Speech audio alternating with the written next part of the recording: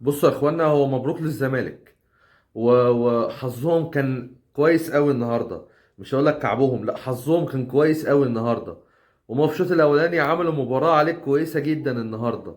جوزيه جوميز قدر ان هو يقرأ الماتش بالشكل المطلوب، وعمل الممكن والطبيعي، ما فتاش وما عكش وما حبش يطلع بره الصندوق. بس قبل ما اخد كلام في الفنيات واتكلم في الفنيات، عايزك تعمل لايك للفيديو وتطلعه لي اكسبلور، وكمان تعمل لي متابعة. ويلا بينا نخش في تفاصيل المباراة بقى من البداية. لا تسر عاد ولا حبيب. من ناحية ايه؟ من ناحية التشكيلة يا جماعة، الطبيعي ان انا عندي القايمة جاهز فيها. أم، يعني عمر كمال جاهز ألعبه جناح. ليه؟ عشان هلاعب الناحية التانية طاهر جناح. ليه؟ عشان رضا سليم هيلعب في عشان انا ما عنديش ثقة في رضا سليم. هو الطبيعي والمنطقي ان انا عندي رضا سليم وعندي وسام ابو علي وعندي كهربا وعندي عمر كمال وعندي قفشه وعندي السولية وعندي اروح العب بنص ملعب فيه كريم نيدفيد وهو لسه راجع من الاصابة. هو اندريا بيرلو. هو بيرلو ده عشان خاطر العبه. نهار اسود يا جدعان. ايه ده؟ ايه ده؟ حاجة صعبة تماما تماما تماما. مودست بيعمل ايه في الملعب؟ الراجل ده مشطب. الراجل ده ناسي الكورة. ناسي الكورة. فنيا بدأت وحش. فيها ايه لو كنت بدأت بالطبيعي؟ تمام. انا مقتنع بعمر كمال عبد الواحد، تمام. بس فيها ايه بقى لو انت كنت اديت بقى لرضا سليم من البدايه على حساب طاهر، واديت ليه كهربا او وسام على حساب المشلول ده، تمام. وفي نص الملعب اديت السولية على حساب كريم نيدفيد، وخليت نيدفيد معاك ورقه على الدكه عشان لو اتزنقت تقدر ان انت تعدي المباراه. لا، ليه؟ انا بحب الحنيكه.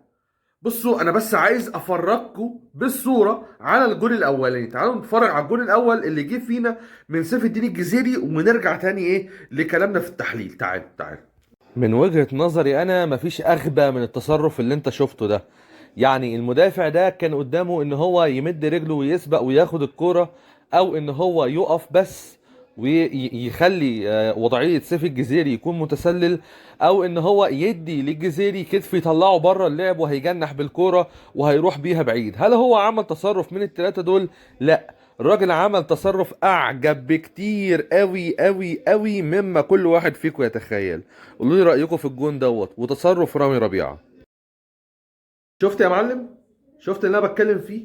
رامي ربيعة هيديك ماتشات فوق قوي قوي قوي، ماتشين في الموسم، وبقية الموسم هو تحت تحت تحت، واخدها من فوق كده وبينزل بينزل بينزل بينزل بينزل.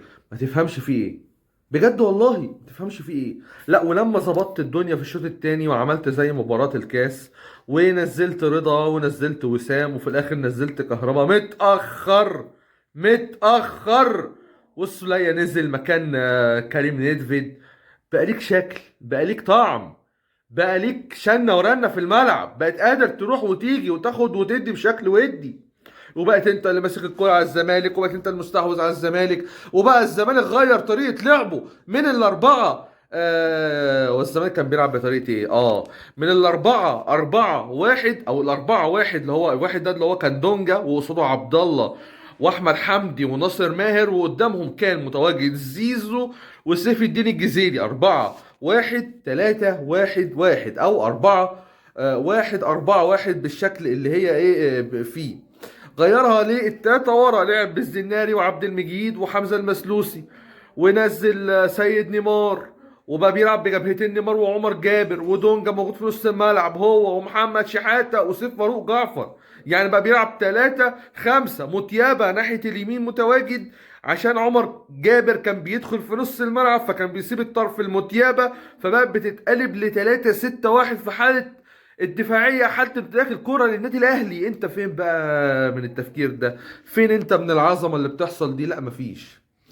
لعبتنا سرحان سرحان سرحان سرحان، دقيقة 87 مفيش حد بيرجع، وبعد ما جابوا الجون فينا هجمة مرتدة علينا، اللي راجع بيغطي قفشة واحمد عبد القادر.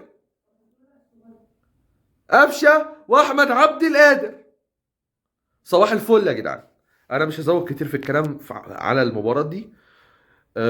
ضياع 3 نقاط، اظن احنا كنا في الحاجة ليهم، بس مش مشكلة، لسه عندنا ماتشات تانية متأجلة. اشوفكم في فيديو جديد، السلام عليكم ورحمة الله وبركاته.